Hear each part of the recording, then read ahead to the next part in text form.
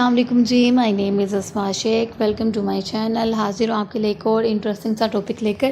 تو بات کر لیتے ہیں راول پنڈی کے مشہور سنگنی فورٹ کے بارے میں۔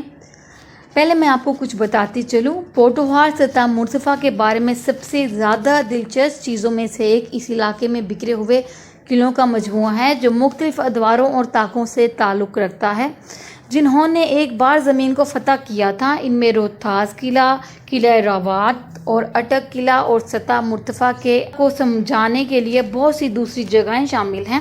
سنگنی فورٹ ایک ایسی جگہ ہے جو دوسروں کی طرح بہت زیادہ دستاویزی یا سیر شدہ نہیں، لیکن اس کے باوجود قلعوں میں ایک منفرد چیز پیش نظر آتی ہے۔ یہ قلعہ پوٹوہار کے علاقے گوجر خان میں اسلام آباد سے تقریباً 65 کلومیٹر کے فاصلے پر واقع ہے۔ تاریخی ریکارڈ سے پتہ چلتا ہے کہ قلعہ بہت کم دفاعی مقاصد کے لیے استعمال ہوتا تھا اور اس کے بجائے اسے قیدیوں کو رکھنے اور سلطنت کی سرحدوں پر نظر رکھنے کے لیے استعمال کیا جاتا تھا۔ اگرچہ کچھ لوگوں کا خیال یہ بھی ہے کہ مغل دور کا ڈھانچہ احاطے میں کھرا، لیکن بہت سے لوگ بڑے پیمانے پر سنگنی قلعے کی کہانی کو سکھوں اور کشمیریوں کے ڈوگروں سے منسوب بھی کرتے ہیں۔ جب سکھ افواج نے 19ویں صدی کے اوائل میں پنجاب پر قبضہ کرنا شروع کیا تو انہوں نے کیلر سیڈا کی سرزمین پر قبضہ کر لیا جہاں یہ قلعہ واقع ہے۔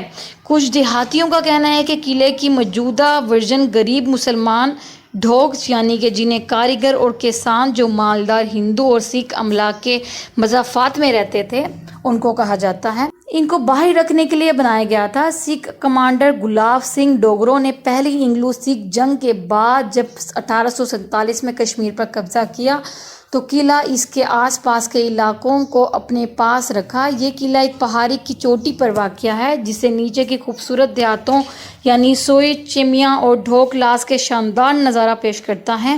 ان میں سے بہت سے دیہاتوں میں قبروں کے بڑے جال ہیں جو غالباً ان فوجیوں کی ہیں جو برسوں کے دوران علاقے کے انچارج تھے۔ جہاں تک قلعے کا تعلق ہے یہ تینوں اطراف سے اتلی گٹائی سے محفوظ ہے۔ اس میں ایک بر ہماسی ندی بہتی ہے۔ قلعہ خود کافی چھوٹا ہے اور پرسکون ہے جس کے چاروں طرف گھر ہیں۔ ان تک جانے والی سیڑھیاں بھی بنائی گئی ہیں۔ قلعے کے محفوظ حالات کی وجہ سے یہاں تک کہ سینٹری کی پوسٹیں بھی فعال حالت میں ہیں۔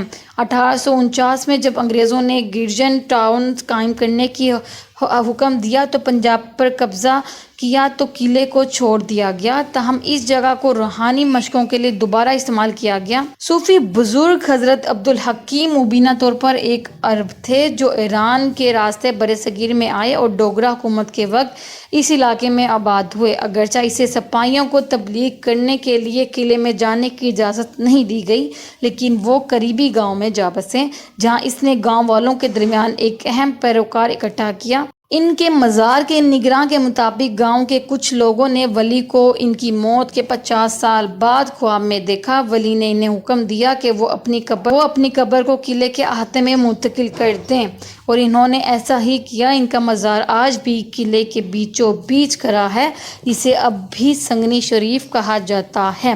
مزار میں داخل ہونا ایک پرامن تجربہ ہے۔ اس جگہ کی اچھی طرح دیکھ بھال کی گئی ہے اور مزار عام پوٹوہاری فن تعمیر میں بنایا گیا ہے جس میں مربع ڈھانچے کے اوپر ایک گول گنبد ہے۔ مزار کو چمکدار اور رنگین چمکدار ٹائلوں اور شیشوں کے برتنوں سے ڈھکا ہوا ہے جو پوٹوہار کے مزارات کی ایک خاص خصوصیت ہیں۔ عمارت کے مغرب میں ایک معجزاتی چشمہ ہے جس کے بارے میں کہا جاتا ہے کہ اس جگہ پر سنت کو دفن کرنے کے بعد ابھرا۔ لوگ اب بھی بیماریوں سے نجات کے لیے چشمے کے پانی میں نہاتے ہیں کیونکہ اس خطے میں واٹر تھراپی بھی عام ہے۔ چونکہ یہ قلعہ اب مزار کے احاطے کا حصہ ہے اس لیے اسے عبدالحکیم کی عقیدت مندوں نے سنبھال رکھا ہے۔